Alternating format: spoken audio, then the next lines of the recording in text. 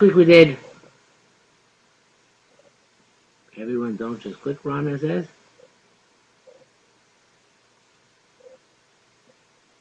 Oh, don't just click. Copy and paste the new browser window. Good point. Otherwise you'll lose the share. Okay, so we did one pasuk last week. So I think we can do the pasuk over again and not lose that much time. Just quickly. So we're going to start from the first pasuk in Ovadiah. Chazon Ovadiah, the vision of Ovadiah. Kol mar Hashem Elokim. This is what God the Lord said le'Edom. Shmuah shamanu meis Hashem. A rumor we have heard from Hashem. B'tzir from God. B'tzir bagoyim shulach. And an emissary has been sent to the nations. Kuma v'nakuma aleh l'milchama.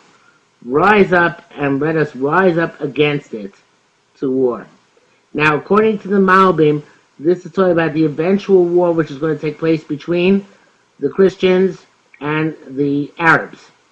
In other words, there are the Bnei Edom, who are commonly taken to be represented in the modern world by the Christians, and the Bnei Yishmael, who are commonly taken in the modern world to be represented by the Arabs.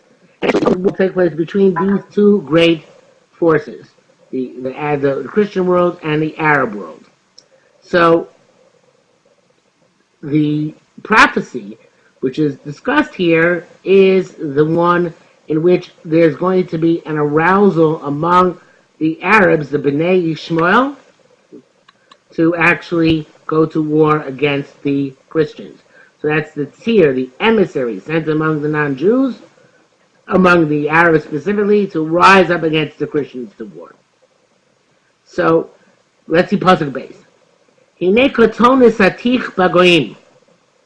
Behold, I made you the smallest among nations. But zuyat tamod, you are very degraded. So let's see the Malbim on this. The Malbim says, Negei Chizayon, Hine al zemet hamei. On this, the Navi is astounded. Halo katonis atich bagoyim, I made you small among the nations. Sha'uma b'nei Edom, the original Edomites, the descendants of Esau, Sheyoshu Bahar Seir, who lived in Mount Seir. We don't know exactly what it is, in Jordan, in the Negev, somewhere in that vicinity. It was a very small nation. And very, very degraded. Why do all the nations have to gather together neged Uma Katana to oppose this small nation? And how will they be aroused to make a war on this very shameful nation? So, this is what I like about the Malbim, among other things, which is that the Malbim has tremendous scope and breadth and perspective to make his things historical. Rarely do you find that among the other Mefarshim. Perhaps it's a trait of the Achronim over the Rishonim, but that he's putting things into historical context and also addressing issues which would bother us, such as Edom was a relatively insignificant minor player for much of biblical history.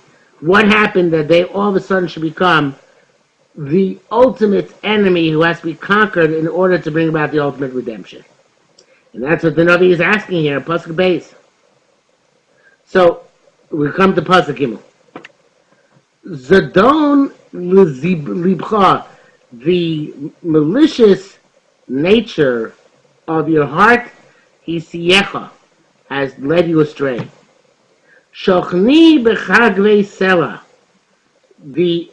he who dwells in the hiding places of stone. I think chagvei is a hiding place. The Metzudas Sion says it's like not a trench, because a trench is man-made, but like a crack in the ground. And by the way, there is an assumption that the capital city of Edom, or at least one of the cities of Edom, was Petra. which is a city which is built literally hewn out of stone in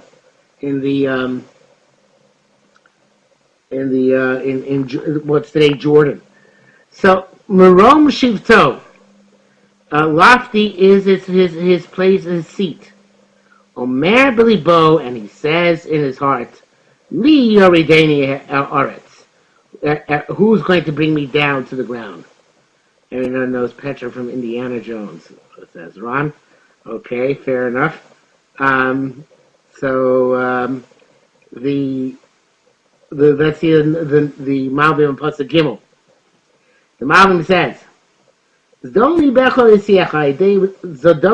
by the malicious nature of your heart, shezodah binyonei emunah, which made deliberately distorted manners of emunah, of faith, l'daber Hashem Torah, to speak against Hashem in ways which led people astray, the Toarim Megunim, and disgusting descriptions. Zei Siosa, this led them astray.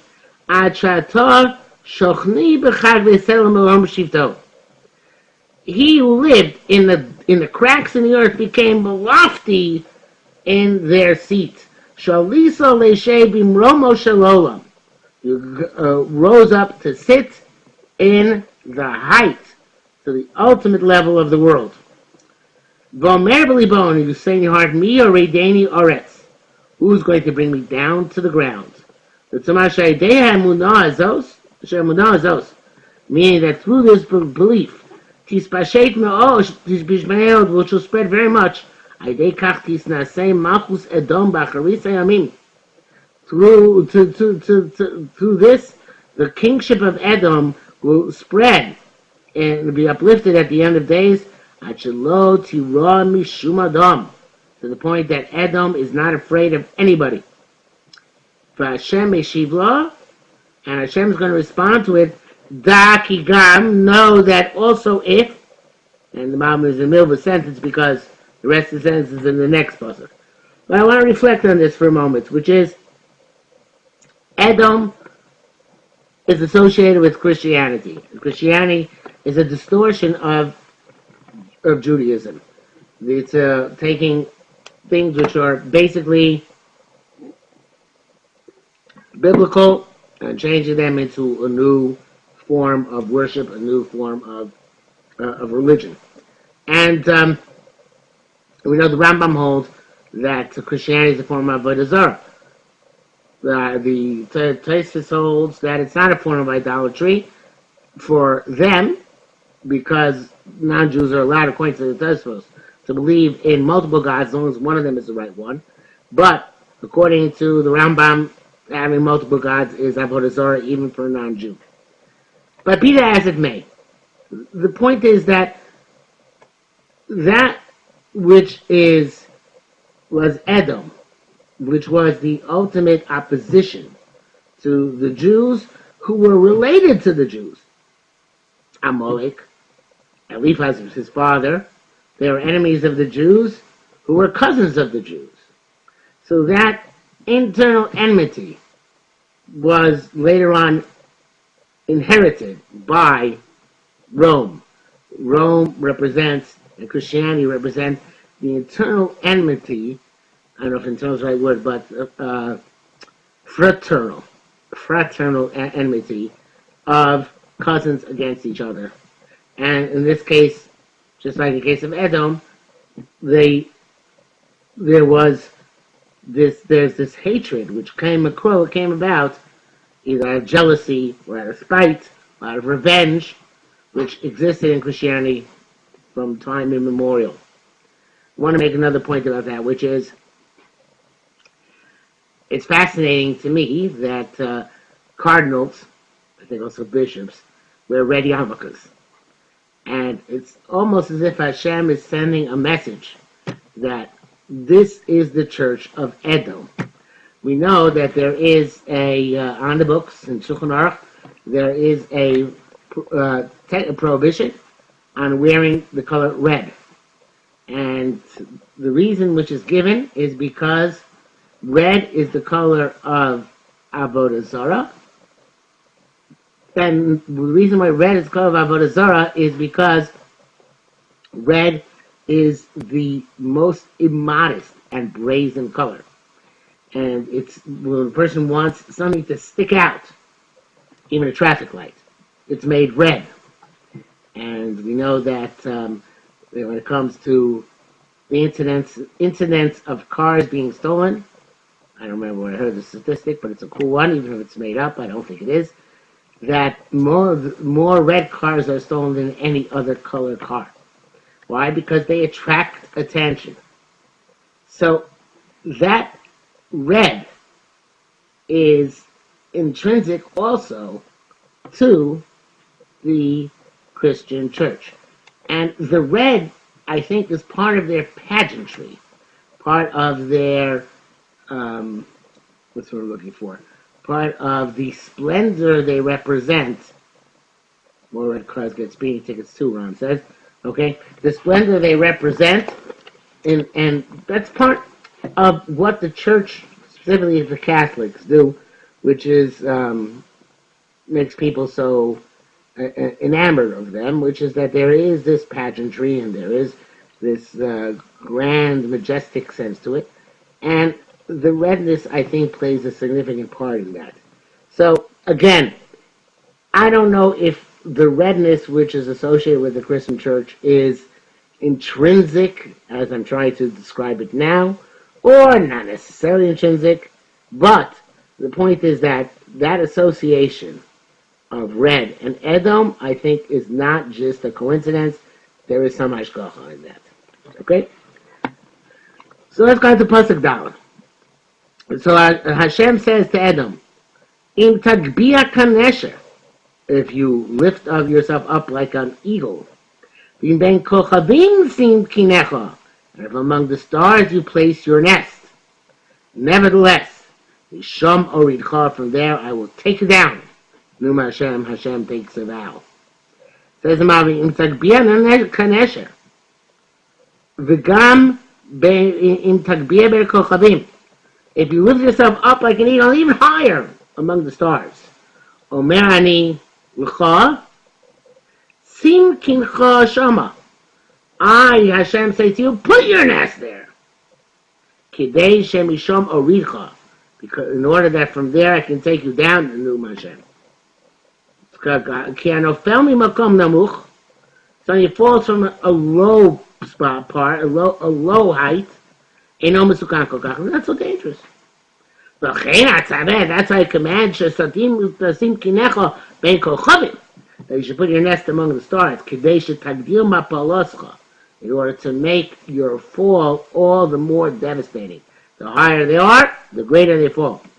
Like somebody wants to cause his enemy to fall, he takes them up to a high place in order to push him down from there, to the depths, to shaber mafrakto, and break his spine.